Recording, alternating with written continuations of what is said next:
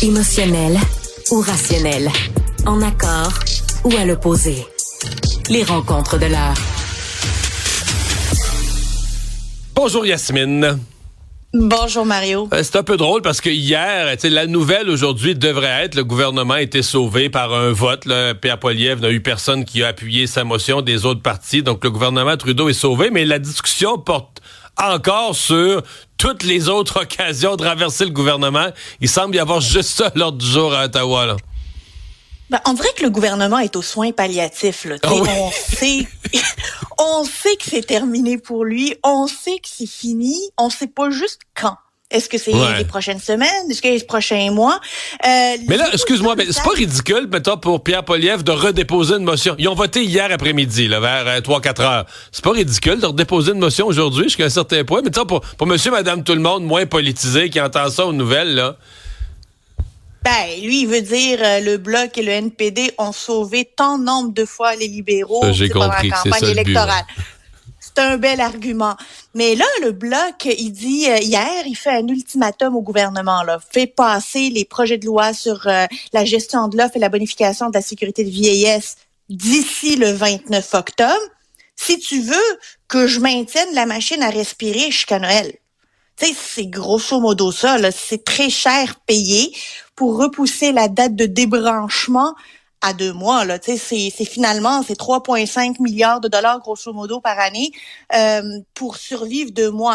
Quelle est la motivation du gouvernement de céder devant cet ultimatum quand il y a aucune garantie après ça, là, en janvier, en février, en mars, que le Bloc continue de les appuyer? J'ai fait le calcul, Mario. J'ai fait les calculs. Entre le 29 octobre puis Noël, il restera 30 jours de séance à la Chambre des communes.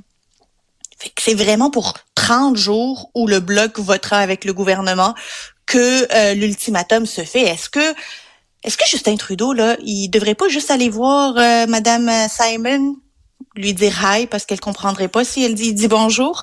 Il pourrait faire un test. Il pourrait faire un test, je déclenche les élections, puis si elle les déclenche pas, tu comprends que son test de français est échoué, là.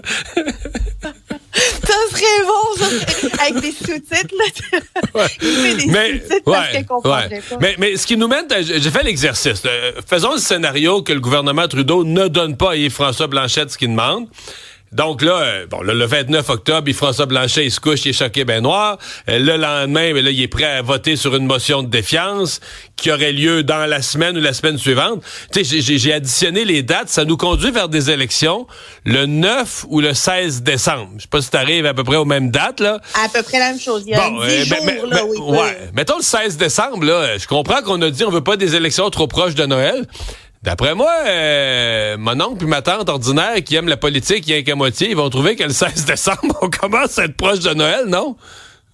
On commence à être dangereusement proche de Noël et les électeurs aiment pas ça. Donc, qui va porter le fardeau d'annoncer aux Canadiens qu'ils vont aller voter le 16 décembre plutôt que d'emballer des cadeaux de Noël et de réfléchir à leur party du 24, 25 et du 1er, là? C'est pas stratégique. Et personne ne veut faire campagne, tu sais, en plein début d'hiver, là, où il commence à faire froid. C'est pas agréable. C'est pas le fun de faire campagne pendant cette période-là. Ouais. Décorer les villes avec des affiches électorales plutôt que des guirlandes puis des cloches, là, c'est pas sûr que c'est gagnant. C'est pas très joli, disons ça comme ça. Ça va enlaidir nos villes qui sont pas déjà, qui manquent d'amour, déjà. Bon, à suivre, mais en tout cas, au moins le Bloc nous a donné un calendrier, donc 29 octobre, on retient ça. C'est un sujet là, qui est devenu, moi j'ai écrit là-dessus 3-4 fois, les chaînes d'approvisionnement au Canada. On sort à peine d'une grève. Il y en a eu au port de Montréal, il y en a eu des grèves au port de Vancouver. On sort d'une grève dans le secteur ferroviaire.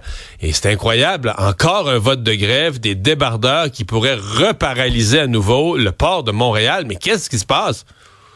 On a déjà joué dans le film d'horreur en 2021. Là, on se rappelle que les débardeurs étaient partis en grève et on se rappelle que le gouvernement fédéral avait voté une loi spéciale qui finalement forçait le retour au travail des débardeurs, mais aussi imposait un arbitre. Là. Fait que la convention collective qui est échue depuis le 31 décembre 2023, c'est un arbitre qui l'a décidé. Le problème, c'est que il n'a tranché que sur les questions salariales et sur des mesures disciplinaires, mais il n'a pas tranché sur des problèmes comme les horaires puis la sécurité d'emploi qui étaient au cœur du litige. Là, elle est échue. Puis comme tu le dis, Mario, il y a un vrai risque réputationnel qu'on a déjà commencé à tu sais, finalement, on nuit à notre réputation à l'international. Évidemment, il y a eu les chemins de fer, mais au-delà des chemins de fer, il y a eu aussi Air Canada. On se rappelle les pilotes qui menaçaient d'aller en grève. Et il faut pas oublier là qu'on n'est pas seul dans notre coin là. Il n'y a pas juste le port de Montréal dans la côte est américaine ou de l'Amérique du Nord là. Le port de Saint John là, il fait son pain puis son beurre sur notre incapacité à assurer une chaîne d'approvisionnement fiable. Là. Il y a déjà des gros cargos qui débarquent à Saint John, notamment qui sont amenés là par le CP. Parce que on n'est pas fiable à Montréal. Il y a d'autres ports, le port de Boston, le port de New York. Est-ce qu'on peut se permettre, nous, de ne pas assurer la fiabilité de notre chaîne d'approvisionnement? On est juste incapable. Nos conventions collectives sont tellement cadenassées, les discussions sont tellement difficiles. Et là, si on pense que la discussion va être plus facile qu'en 2021, lorsque le gouvernement a fait une loi spéciale, c'est bien au contraire. Là, ils sont à cran, les débardeurs, leurs syndicats, et il y en aura pas d'espace de discussion ou d'ouverture. Fait qu'on s'en va directement dans le mur, puis on appuie sur l'accélérateur. À suivre. Après sa subvention qui a été contestée là, pour les Kings, le camp d'entraînement des Kings à Québec, le gouvernement qui se fait critiquer pour une subvention à ce qui s'ouvre là, vraiment officiellement ce matin, la Coupe des présidents, le golf de la PGA à Montréal. Moi, je suis pas contre le fait que le gouvernement subventionne des grands rendez-vous, que ce soit sportif ou culturel. Là. Tu sais, ça fait partie des modèles d'affaires actuellement où les gouvernements essayent d'attirer. Mon problème, Mario, avec ça, c'est que j'ai l'impression qu'on ne mise que sur l'argent pour attirer ces grands rendez-vous-là. Tu sais, quand je pense à la F1 l'été dernier, là, oui, tous les yeux étaient tournés vers Montréal, mais qu'est-ce que ça a écrit dans les journaux internationaux? Que le patron de la F1 s'est excusé parce que les stations de télédiffusion étaient inondées, parce que les équipes n'arrivaient pas à rentrer sur le site, parce que le monde était pogné à la STM, parce qu'il n'y avait pas de discussion entre la police puis les organisateurs. Ici, on va payer des sous pour apporter toutes les caméras du monde ici, là. Pour dire qu'on est une gang de tout croche, de bougons. Mais c'est sûr que vu de même, mais là, c'est pas supposé être ça, Yasmine. C'est supposé montrer les beautés de notre ville et de notre pays. C'est ça que ça devrait. Mais qu'est-ce qu'on regarde ce matin? Là, tu sais, les objets promotionnels qui ont été volés à l'hôtel au Reine-Élisabeth qui se trouve en grève alors qu'on a un grand rendez-vous international chez nous. C'est ça mon problème. Moi, je pense qu'on mise beaucoup trop simplement sur le cash plutôt que sur tout l'écosystème qu'on crée favorable à attirer ce monde-là. Si des États américains sont capables d'attirer la PGA, chez eux, sans mettre un sou, c'est parce qu'il y a aussi peut-être d'autres avantages, comme un écosystème favorable où tout le monde va être bien, où il va pas y avoir de doute quant au bon déroulement de l'événement. On devrait peut-être commencer aussi à se poser ces questions-là, au-delà de subventionner ces rendez-vous-là. Qu'est-ce qu'on doit faire pour devenir un rendez-vous incontournable, un lieu incontournable des événements internationaux? Mais Yasmine, est-ce que les partis d'opposition, je les ai écoutés hier, Québec solidaire, le Parti libéral, le PQ dans une moindre mesure, mais le PQ aussi, Pascal Bérubé qui dénonçait ça, est-ce que tu penses qu'ils vont prendre l'engagement clair? Est-ce que tu penses qu'un des partis d'opposition dans la prochaine campagne électorale va s'engager à dire, nous, les événements internationaux, c'est fini. Plus d'F1, plus de golf, plus de tennis, les internationaux de tennis à Montréal, game over, c'est fini. On met plus une scène dans rien. Après ça, si le sport d'élite, à cause des salaires, tu y touches plus, faut que tu fasses la même chose pour le spectacle. Là, tu vas pas financer, tu vas pas financer des montgolfières ou un groupe de musique avec des musiciens riches viennent sur scène. Donc tu dis, OK, tous les grands événements internationaux, le jazz, juste pour rire, les humoristes très riches aussi, c'est fini.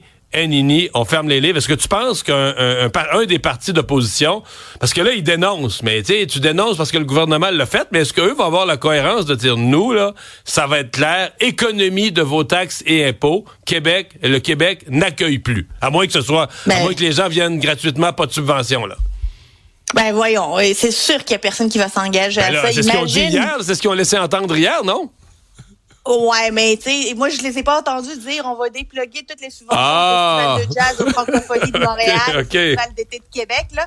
C'est ça, là, on parle pas de ça, parce que c'est pas payant de dire qu'il y en aura plus de Festival d'été de Québec, qu'on soutiendra plus le Festival d'été de Québec ou le Festival de jazz. Là, évidemment, le golf, c'est pas tout le monde qui joue au golf, c'est pas tout le monde qui se sent interpellé par le golf, tu sais. Fait que c'est plus facile de taper sur le golf ou de taper sur les Kings de LA, mais il manque de cohérence et il manque honnêtement de vision un petit peu à long terme, les partis d'opposition. Parce que ce n'est pas la question du cash le problème. 6,5 millions de dollars, là, Mario, tu le sais. C'est une goutte d'eau dans le gouvernement. C'est du change. C'est pas ça, c'est plutôt les arguments. Alors oui, on veut attirer du monde, parfait. Est-ce qu'on peut faire autre chose que juste du cash pour s'assurer que cet argent-là, les vraies retombées sont là, pas qu'on les paye pour qu'ils viennent dire qu'on est des tout croches. Yasmine, merci. Bye bye. Bonne journée. Une autre vision de l'actualité.